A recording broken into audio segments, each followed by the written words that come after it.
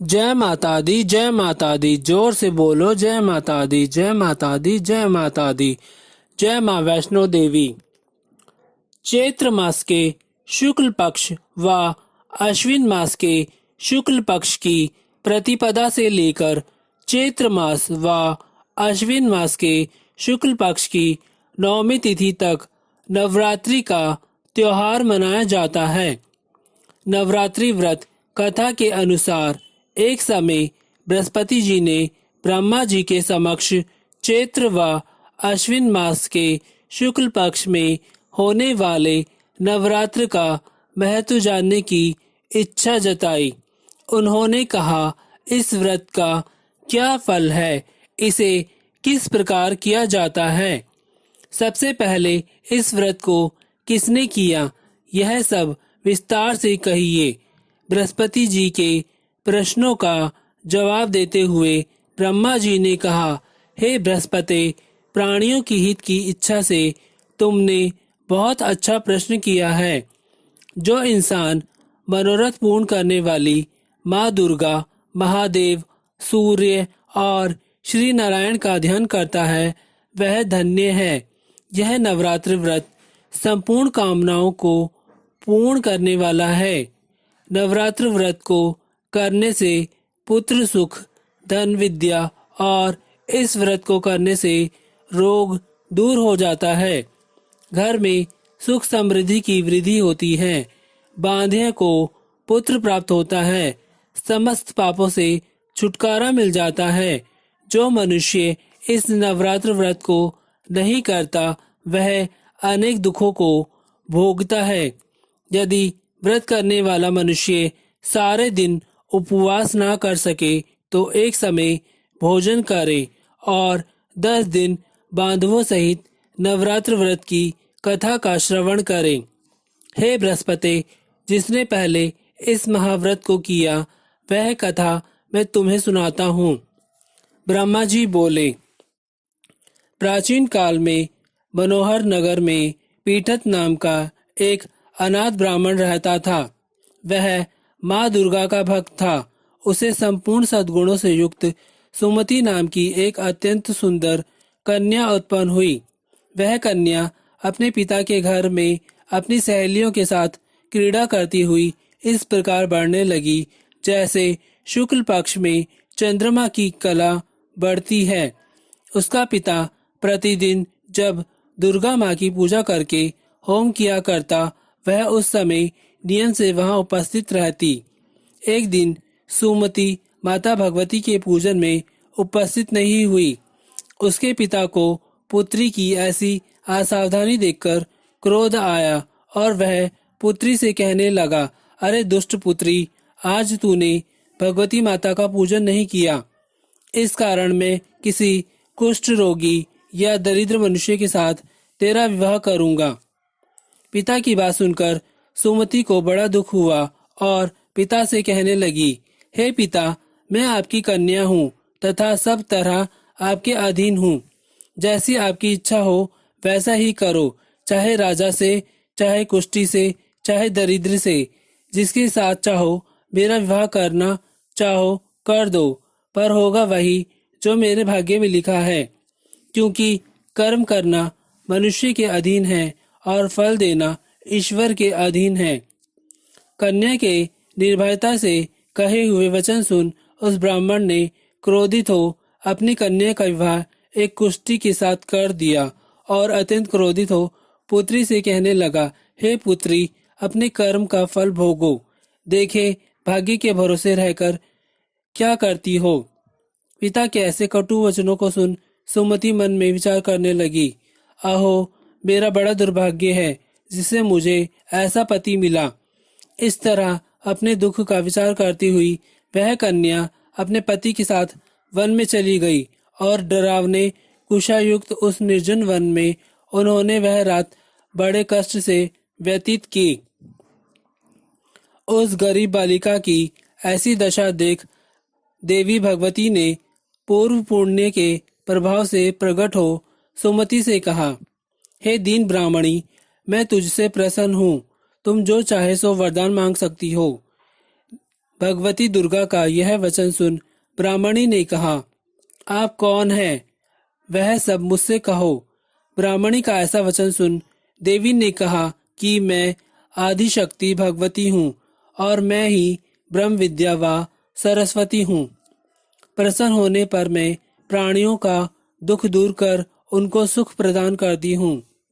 हे ब्राह्मणी, मैं तुझ पर तेरे पूर्व जन्म के पुण्य के प्रभाव से प्रसन्न हूँ। तुम्हारे पूर्व जन्म का वृतांत सुनाती हूँ। सुनो। तू पूर्व जन्म में निषाद की स्त्री थी और अति पतिव्रता थी। एक दिन तेरे पति निषाद ने चोरी की। चोरी करने के कारण तुम दोनों को सिपाहियों ने पकड़ लिया और जेल खाने में कैद कर दिया। उन लोगों ने तुझको और तेरे पति को भोजन भी नहीं दिया। इस प्रकार अनजाने में नवरात्रि के दिनों में तुमने ना तो कुछ खाया और ना ही जल पिया। इस प्रकार 9 दिनों तक नवरात्र का व्रत हो गया। हे ब्राह्मणी, उन दिनों में जो व्रत हुआ, इस व्रत के प्रभाव से प्रसन्न होकर मैं तुझे मनोवांछित वर देती हूँ। तुम्हारी जो इच्छा हो सो मांगो। इस प्रकार दुर्गा माता के वचन सुन ब्राह्मणी बोली, अगर आप मुझ पर प्रसन्न हो तो हे दुर्गा माता, मैं आपको प्रणाम करती हूँ। कृपया करके मेरे पति का कोढ़ दूर करो। भगवती देवी ने कहा, उन दिनों तुमने जो व्रत किया था, उस व्रत का एक दिन का पुण्य पति का कोढ़ दूर करने के लिए अर्पित करो। उस पुण्य के प्रभाव से तेरा पति ठीक हो जाएगा।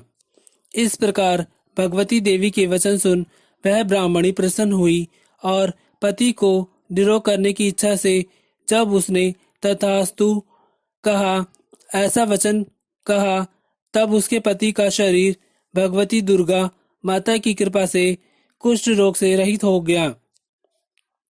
वह ब्राह्मणी पति को देख देवी दुर्गा माता की स्तुति करने लगी। हे दुर्गे माता, आप दुर्गति को दूर करने वाली हो, तीनों लोकों का संताप हरने वाली हो, समस्त दुखों को दूर करने वाली हो, रोगी मनुष्य को निरोग करने वाली हो, प्रसन्न होकर मनोवांछित वर देने वाली हो और दुष्टों का नाश करने वाली जगत की माता हो। हे अम्बे, मुझ निरपराध अबला को मेरे पिता ने कुष्ठी मनुष्य के साथ विवाह कर घर से निकाल दिया। पिता से तिरस्कृत निर्जन वन में विचर रही हूँ। आपने मेरा इस विपदा से उद्धार किया। हे देवी दुर्गा माता, मैं आपको प्रणाम करती हूँ। मेरी रक्षा करो, मेरी रक्षा करो।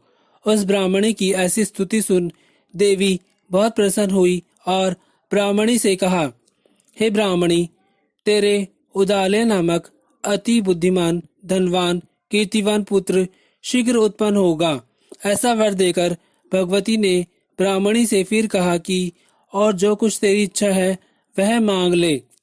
सुमति ने कहा, हे भगवती दुर्गे माता, अगर आप मुझ पर प्रसन्न हैं तो कृपया मुझे नवरात्र व्रत की विधि का सविस्तार से वर्णन करें।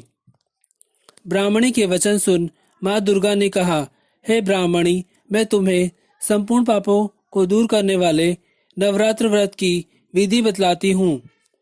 चैत्र मास के शुक्ल पक्ष व अश्विन मास के शुक्ल पक्ष की प्रतिपदा से लेकर 9 दिनों तक व्रत करें। यदि दिन भर का व्रत न कर सके तो एक समय भोजन करें। शुभ मुहूर्त में घट स्थापना करें और वाटिका बनाकर उसको प्रतिदिन जल से सींचें।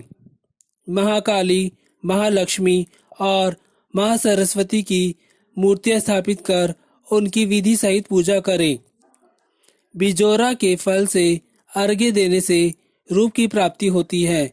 जयफल से अर्घ्य देने पर कीर्ति, दाख से कार्य की सिद्धि होती है, आंवला के फल से सुख की प्राप्ति होती है और केले के फल से अर्घ्य देने से आभूषणों की प्राप्ति होती है। इस प्रकार पुष्पों व फलों से अर्घ्य देकर व्रत समाप्त होने पर 90वें दिन विधि विधान हवन करें। खांड, घी, गेहूं, शहद, जौ, तिल, बिलव, बेल, नारियल, दाख और कदम्ब जैसी विभिन्न सामग्रियों से हवन करें। आंवले से कीर्ति की और केले से पुत्र की, कमल से राज सम्मान की और दाखों से संपदा की प्राप्ति होती है। खांड, घी, नारियल, शहद, जौ और तिल तथा फलों से होम करने से मनोवांछित वस्तु की प्राप्ति होती है। व्रत करने वाला मनुष्य इस विधि विधान से होम कर आचार्य को अत्यंत नम्रता के साथ प्रणाम करे और यज्ञ की सिद्धि के लिए उसे दक्षिणा दे। इस प्रकार बताई हुई विधि के अनुसार जो व्यक्ति व्रत करता है उसके सब मनोरथ सिद्ध होते हैं। इसमें तनिक भी संदेह नहीं है। इन 9 दिनों में जो कुछ दान दिया जाता है उसका करोड़ों गुना फल मिलता है। इस नवरात्रि व्रत करने से अश्वमेध यज्ञ का फल मिलता है। हे ब्राह्मणी, इस संपूर्ण कामनाओं को पूर्ण करने वाले उत्तम व्रत को तीर्थ, मंदिर अथवा घर में विधि के अनुसार करें। ब्रह्मा जी बोले, बृहस्पति जी से बोले। इस प्रकार ब्राह्मणी को नवरात्रि व्रत की विधि बताकर देवी अंतर्ध्यान हो गई। अतः जो मनुष्य या स्त्री इस व्रत को भक्ति पूर्वक करता है वह इस लोक में सुख प्राप्त कर अंत में मोक्ष की प्राप्ति करता है। ब्रह्मा जी से बृहस्पति जी से कहते हैं कि यह इस दुर्लभ व्रत का महात्म्य है जो मैंने तुम्हें बताया है। ऐसा सुन बृहस्पति जी आनंद से प्रफुल्लित हो गए और कहने लगे कि हे ब्राह्मण, आपने मुझ पर अति कृपा की जो मुझे इस व्रत का महत्व सुनाया। ब्रह्मा जी बोले कि हे बृहस्पति, यह देवी भगवती संपूर्ण लोकों का पालन करने वाली है। इस महादेवी के प्रभाव को कौन जान सकता है। बोलो देवी भगवती माता की जय। बोलो माता रानी की जय। जोर से बोलो जय माता दी, जय माता दी, जय माता दी। जय माँ वैष्णो देवी।